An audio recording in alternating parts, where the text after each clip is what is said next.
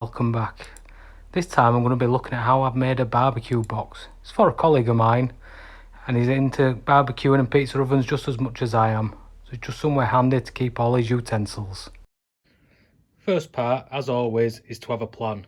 It's one thing I've learned over the last year. Things go better with a plan. Maybe in the future I should look at buying a notebook instead of just drawing on my workbench. So I've got 3 big sheets of MDF. It's thicker than I'd like to use for this project at 18mm, but given that it's what I've got available. Got a nice flat edge down this side, but I put my pencil at 140 on my set square. I'm just running this up and down.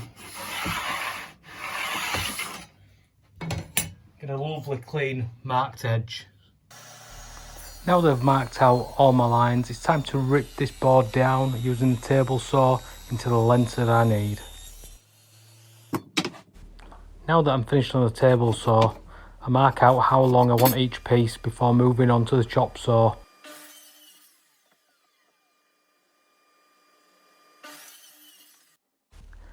I did originally look at doing a curved top, but just for simplicity I've ended up just doing 2 45-degree angles. But we're getting there to the rough shape now, minus the handle. Time for a very quick and light sanding. I'll add a bit of wood glue and then look at putting some brad nails in.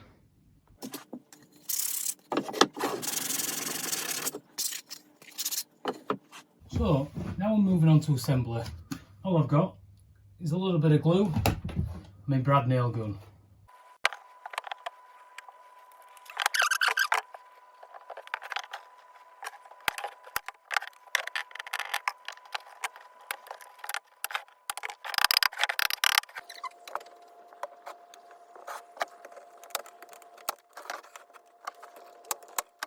Very basic, but it's come together nicely. I think I'm just going to fill the holes, leave the glue to dry, a little bit of light sanding, and then I'll move on to painting.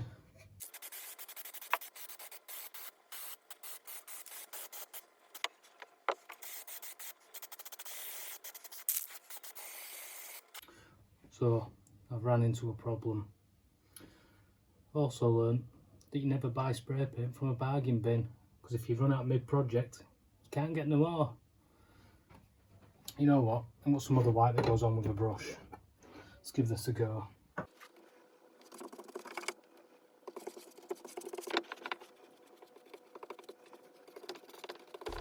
It's now time to look at personalising the gift. I do this by sticking on some wooden letters. Here I'm just using my set square just to make sure that the letters are all in a nice neat straight line. Finishing touches are getting added. First I distress the wood before moving on to put a bottle opener on the end. No barbecue set's complete without one. And there we go, a fully stocked barbecue box. Even room for a cheeky beer, so everyone needs a beer while they're flipping burgers.